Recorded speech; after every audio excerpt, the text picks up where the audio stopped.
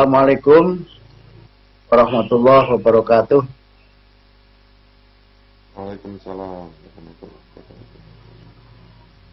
Nah, kalau ini mantulnya betul-betul mantul, menggema ini, bukan mantap betul. Alhamdulillahirabbil alamin. Wassalatu wassalamu ala asyrafil anbiya'i wal mursalin wa ala alihi wa sahbihi ajmain, amma ba'd. Yang terhormat Pak Dr. Hamim Ilyas, Pak Dr. Zainal Arifin, juga Pak Dr. Imam Prasojo, Mas Bahtiar, dan seluruh jamaah pengajian yang saya hormati dan yang saya banggakan. Pertama-tama saya mohon maaf karena harusnya tadi membuka, karena kendala teknis saya jadinya menutup.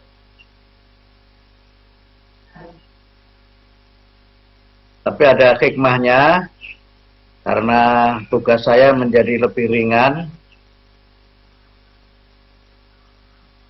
Karena sebagian besar materi yang akan saya sampaikan sudah dipaparkan dan dijelaskan secara sangat luar biasa oleh 3 narasumber sebelumnya.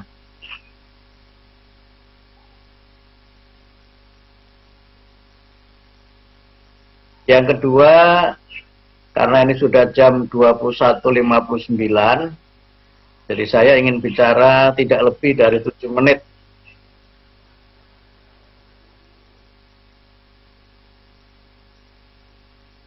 Mudah-mudahan TV-mu tidak close ya, tidak ditutup karena lebih dari jam 10. Karena kalau tidak salah izin share TV-mu ini hanya sampai jam 10. Dan mudah-mudahan saudara-saudara kita, jamaah yang dari Indonesia Tengah dan dari Indonesia Timur masih bisa mengikuti ceramah ini. Mungkin yang Indonesia Timur bisa langsung disambung dengan Qiyamul Lail, disambung dengan tahajud karena sudah di atas jam 12. Saya ingin nyambung yang disampaikan oleh Pak Hamim, Mas Zainal, dan Mas Imam. Yang pertama, bahwa memang masalah korupsi di Indonesia itu sebagiannya berakar pada masalah struktural, yang itu berkait dengan persoalan sistem, terutama memang sistem politik dan juga sistem pemerintahan dan berbagai aspek struktural yang lainnya. Tadi panjang lebar sudah dicontohkan oleh Mas Zainal bagaimana sistem regulasi dan juga persoalan-persoalan struktural itu memang berpengaruh terhadap terjadinya korupsi di tanah air kita itu. Nah, yang kedua itu masalah legal. Sebagian dari masalah legal itu bermuara pada aturan atau hukum, dan masalah yang lebih serius adalah masalah penegakan hukum itu sendiri. Ulang kali misalnya PP Muhammadiyah dalam berbagai forum mengusulkan dalam kaitannya dengan masalah korupsi di Indonesia ini perlu pembuktian terbalik. Hukum yang berkaitan dengan pembuktian terbalik ini menurut saya banyak dilakukan oleh beberapa negara yang kita mengetahui sebelumnya punya masalah korupsi yang merajalela, tapi kemudian dengan pembuktian terbalik ini bisa memperbaiki keadaan dan bisa relatif mengurangi secara signifikan masalah korupsi di negaranya. Pembuktian terbalik itu menyatakan seseorang itu memang bermasalah sebelum terbukti dia tidak bermasalah. Jadi kalau misalnya ada seorang bernama A, dia adalah pegawai golongan 1A, tetapi memiliki rumah dengan nilai 2 miliar, itu kalau dalam konteks pembuktian terbalik dia bisa dipertanyakan dulu kekayaannya itu, karena dilihat gajinya berapa, kemudian kebutuhan hidupnya berapa, kok bisa punya rumah senilai 1 miliar atau 2 miliar. Nah, kalau dia memang terbukti tidak, dilepaskan. Kalau memang terbukti bersalah, ya bisa dikenai hukuman sebagaimana ketentuan yang berlaku. Nah, problem yang kedua itu problem penegakan. Tadi Pak Hamim bicara mengenai fikih anti korupsi yang pada awal tahun 2000-an itu ditulis oleh PP Muhammadiyah dan PBNU pada masa kepemimpinan Pak Syafi'i Ma'arif dan di NU kepemimpinan Pak Hashim Muzadi. Itu terbit atas kerjasama NU, Muhammadiyah, dan Partnership for Governance dan Government Reform. Di situ disebutkan bahwa seorang yang korupsi itu bisa dihukum mati. Nah, tapi pertanyaannya, apakah di Indonesia ini pernah ada seorang koruptor yang dihukum mati? Padahal kalau menurut saya, kejahatan korupsi itu lebih membunuh daripada terorisme. Mohon maaf ini. Karena dampaknya bisa luar biasa. Jadi kalau misalnya sekarang ini ada seorang menteri yang melakukan korupsi bansos sampai di atas 17 miliar, itu kan di dalam undang-undang kita bisa dikenai ancaman hukuman mati. Dan kalau misalnya mungkin Meggy Z masih hidup, mungkin dia akan langsung bernyanyi teganya gitu. Bagaimana dalam situasi rakyat meninggal dunia karena COVID, sekian banyak orang menderita COVID, kemudian tega korupsi karena sosial. Nah, sekarang kita buktikan, apakah benar hakim tipikor itu berani menjatuhkan hukuman mati kepada sang menteri. Kalau kira-kira disurvei di jamaah pengajian ini, jawabannya apa kira-kira? Kalau saya lihat dari wajahnya, sepertinya mungkin akan jawabannya sama dengan saya. Kira-kira juga tidak berani itu menjatuhkan hukuman maksimal sampai hukuman mati. Nah, ini problem kita. Sehingga karena itu, ini menjadi persoalan legal yang kalau tidak berani kita melakukan upaya-upaya penegakan itu, ya memang tidak akan bisa menimbulkan efek jerah sama sekali. Nah, yang ketiga, itu ada problem kultural. Tadi sudah disinggung oleh Mas Zainal, juga oleh Mas Imam. Ada problem kultural yang memang berkaitan dengan sebagian dari budaya masyarakat kita yang dalam aktualisasinya itu berpotensi menimbulkan korupsi. Misalnya, ketika kita sering mengukur keberhasilan seseorang, ukuran yang paling banyak dijadikan sebagai parameter kan kekayaan materi. Jadi kalau misalnya Pak Hamim itu diukur sebagai seorang yang sukses, itu rumahnya ada berapa? Kemudian mobilnya itu mereknya apa? Kalau mobilnya sudah Pajero, mohon maaf ini bukan promosi ya, Pajero yang dari perusahaan tertentu yang lus itu berhasil. Tapi kalau Pajero dalam pengertian mobilnya itu panas jogondero, alias tidak ada AC-nya dan juga tidak ada fasilitas yang lain yang membuat kenyamanan, ya itu belum dianggap berhasil. Nah, ini persoalan yang menurut saya memang berada pada budaya kita. Nah, mengukur seseorang berhasil secara materi itu bisa menjadi salah satu pendorong bagi seseorang untuk mengumpulkan materi. Bahkan caranya seperti yang disampaikan Pak Hamim tadi itu bisa dengan cara yang adil. Ini persoalan yang memang menurut saya bermuara pada budaya kita. Kemudian beberapa budaya yang lain. Misalnya kebiasaan suka memberi hadiah, misalnya. dengan nama yang berbagai macam, misalnya syukuran gitu kan. Nah, yang kadang-kadang memang itu dipaksakan oleh seseorang untuk mencapai hal-hal yang kadang-kadang secara sosial itu dituntut. Misalnya ini ada seorang tokoh mantu gitu punya hajat, kemudian ngundang tamu. Nah, ketika ngundang tamu, kemudian hidangannya itu hanya ala kadarnya gitu. Mungkin di pondok dulu namanya ala TV ya Pak Amin ya Pak sekalian. Maka kemudian dibilang pejabat atau ngundang kok menunya cuma ada bakso sama tempe misalnya begitu. Kemudian souvenir yang dibawa pulang itu hanya kipas misalnya, kipas yang dari kertas. Nah, kadang-kadang tuntutan-tuntutan sosial yang seperti itu memang akan menjadi salah satu pendorong untuk orang itu melakukan cara-cara yang tidak terpuji demi memenuhi berbagai tuntutan sosial di masyarakat. Dan persoalan-persoalan lain yang kemudian memang secara kultural, tadi sudah disampaikan, memang menjadi bagian dari budaya kita.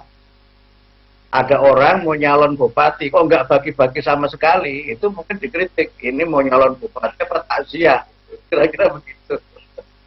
Orang mau nyalon lurah kok nggak ada makan-makan sama sekali. Ini sedang kena musibah apa mau nyalon lurah ini? Kira-kira kan secara kultural kadang-kadang ada yang seperti itu. Nah, karena itu maka menurut saya memang ada berbagai persoalan di dalam masyarakat kita ini yang memang secara kultural itu berpotensi menimbulkan terjadinya korupsi. Nah, belum lagi misalnya beberapa kecenderungan kultural di mana memang kita ini akan cenderung bias ketika mengambil keputusan. Nah, orang sekarang mengaktualisasikan Jer Basuki Mowobeyo itu sebagai segala sesuatu harus dengan uang. Ada seorang penulis Amerika namanya Michael Sandel itu menulis buku judulnya What Money Can Buy. Mungkin terjemahan bebasnya adalah semuanya bisa dibeli dengan uang. Yang kadang-kadang memang orang itu untuk mendapatkan berbagai hal itu Mowobeyo menggunakan uang. Ya, kadang-kadang parkir, kalau parkir normal itu ya bisa muter berkali-kali nggak dapat. Tapi kalau vale yang bayarnya itu mahal ya bisa dapat cepat. Misalnya begitu. Malah juga disebutkan oleh Sandel itu untuk bisa mendapatkan ranking di sekolah itu beberapa orang tua itu mempengaruhi gurunya supaya diberi nilai yang bagus. Jadi sekarang kalau ada mahasiswa yang IP-nya itu 3,99 itu jangan-jangan memang bukan karena dia bagus dengan prestasi akademiknya karena dia belajar, tapi bisa jadi karena takorup ila dosen, takorup ilal mudaris. Nah, ini memang menjadi persoalan yang sangat serius. Bahkan kadang-kadang ada yang bercanda. Ya, itu kan yang bisa dibeli dengan uang itu tidak hanya itu. Orang ibadah saja juga bisa dibeli dengan uang kok.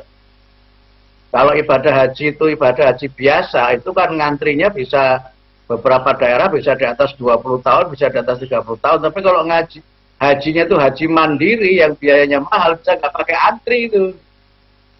Kira-kira kan begitu. Jadi ada yang bilang, oh masuk surga saja tergantung berapa biayanya, katanya begitu. Nah, ini persoalan-persoalan kultural yang memang sudah sangat berakar di masyarakat kita dan itu menjadi bagian dari persoalan yang kita hadapi. Nah, yang terakhir, yang keempat adalah persoalan moral. Jadi kita itu sekarang mengalami demoralisasi. Misalnya kita melihat apa sudah hilang rasa malu itu. Padahal dalam hadis disebutkan al-haya'u minal iman. Malu itu adalah sebagian dari iman. Dalam hadis disebutkan di antara cabang dari iman itu adalah al-haya, malu. Nah, sekarang orang tidak lagi kan merasa malu. Orang ditangkap KPK dengan tuduhan korupsi yang luar biasa itu masih senyum-senyum, malah melambaikan tangan, nggak ada perasaan guilty, nggak ada perasaan bersalah, nggak ada perasaan malu. Tenang-tenang saja gitu. Padahal kalau di beberapa negara itu sudah sesuatu yang aib luar biasa itu, tapi kita tenang-tenang saja. Kemudian juga karena masyarakat yang cenderung permisif dan toleran terhadap korupsi dan koruptor. Ini juga persoalan yang memang berkaitan dengan moral, kemudian juga tidak adanya sanksi sosial dan lain-lain. Nah, terhadap persoalan-persoalan ini, menurut saya memang Muhammadiyah selain yang disampaikan oleh Pak Hamim tadi, memang menganggap masalah korupsi ini sangat serius. Sehingga kalau saya boleh mengusulkan, kalau Mas Zainal masih bersama kita pada kesempatan ini, saya kira definisi korupsi yang ada pada undang-undang korupsi itu bisa dirubah, disejajarkan dengan definisi terorisme. Perlu ada definisi bahwa korupsi itu adalah extraordinary crime, gitu, kejahatan yang luar biasa. Yang itu bisa menimbulkan akibat yang juga sangat masif dan indiskriminatif, bisa kena semuanya. Kalau tadi dicontohkan bagaimana korupsi dalam pemberian izin-izin hak kelola yang luar biasa, itu kan dampak kerusakannya itu kan tidak hanya 1-2 generasi.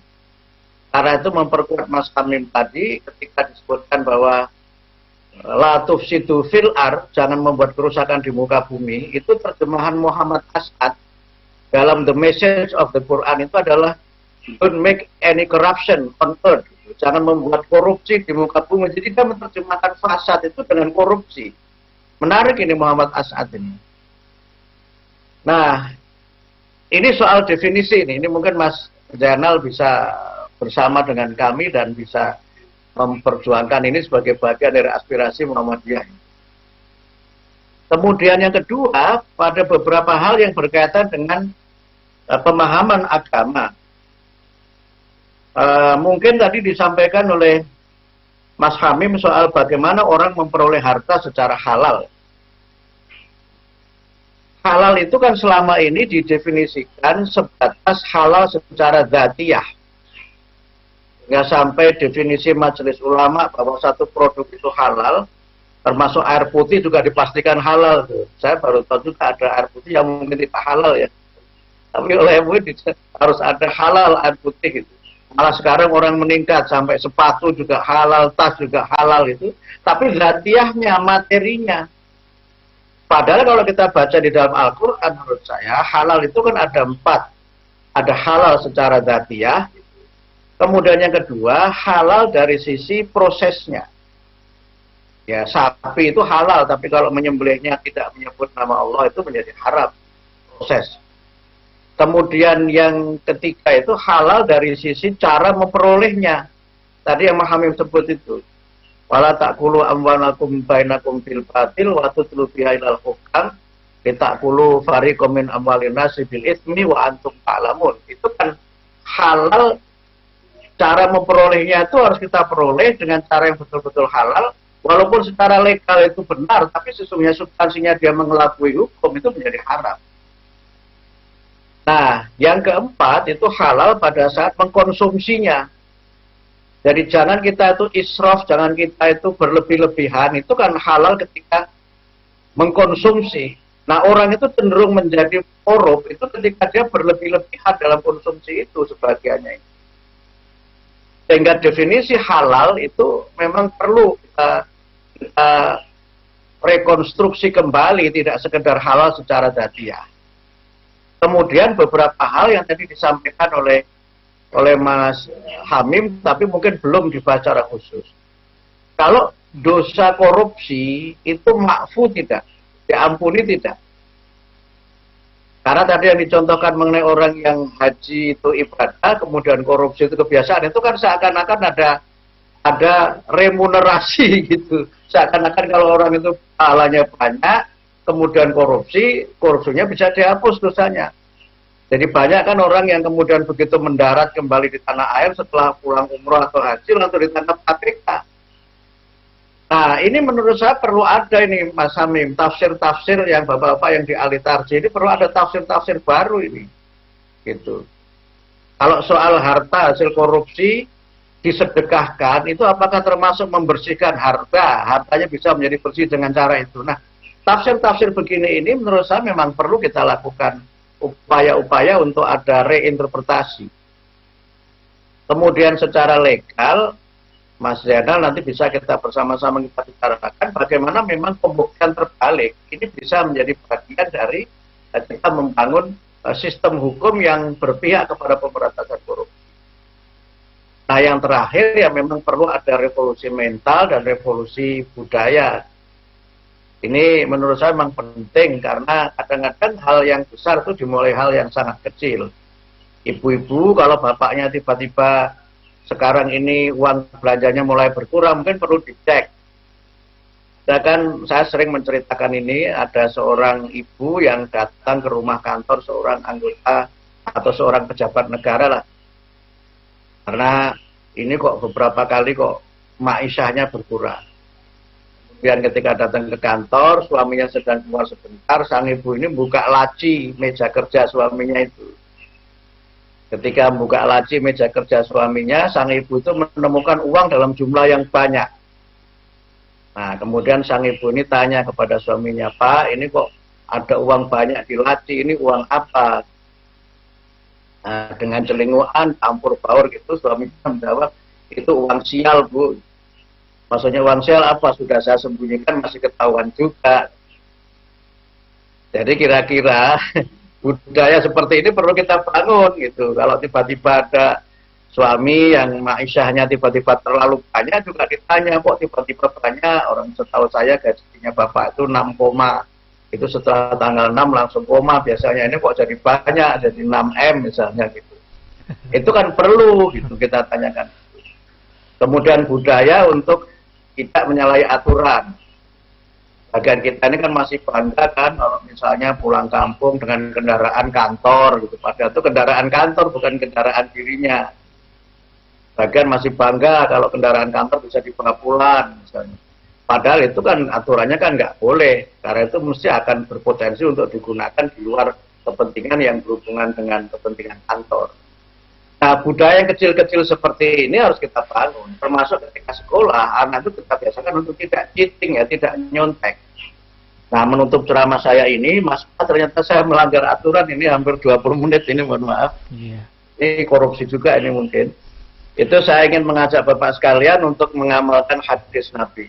Alaikum bisidqi fa inna sidqa yahdi ilal birri fa innal birra yahdi ilal jannah. Jadilah kalian itu orang-orang yang jujur, karena jujur itu menuntun kamu sekalian kepada kebaikan, dan kebaikan itu akan mengantarkan kamu ke surga. Iyyakum wal kadhiba fa innal kadhiba yahdi ilal fujur fa innal fujur yahdi ilan nar. Jauhilah olehmu berdusta, korupsi, dan korupsi itu akan bisa membuat kamu akan banyak sekali berbuat dosa, dan itu akan membawa kamu masuk ke neraka.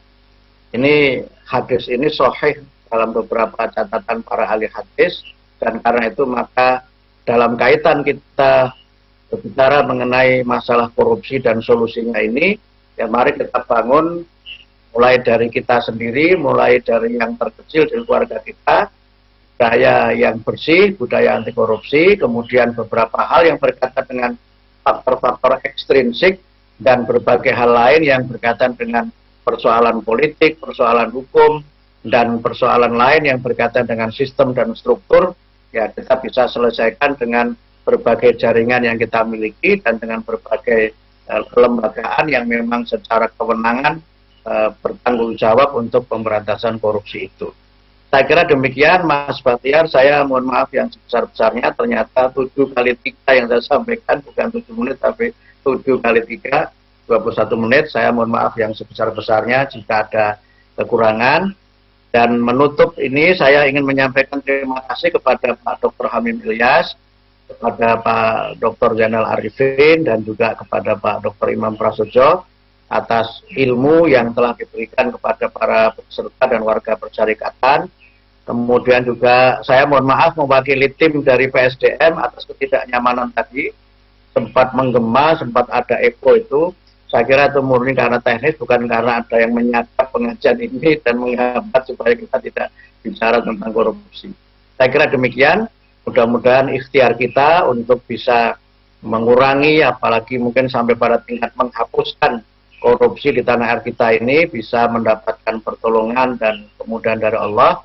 Dan kuncinya seperti kata Mas Hamim, kita harus optimistis, tidak boleh berputus asa, dan mudah-mudahan Allah menjadikan Indonesia kita ini sebagai negara yang bersih dari korupsi, negara yang baldatun thayyibatun wa rabbun ghafur. Demikian, nasru minallah wa fathun qarib wa basyiril mu'minin. Wassalamualaikum warahmatullahi wabarakatuh.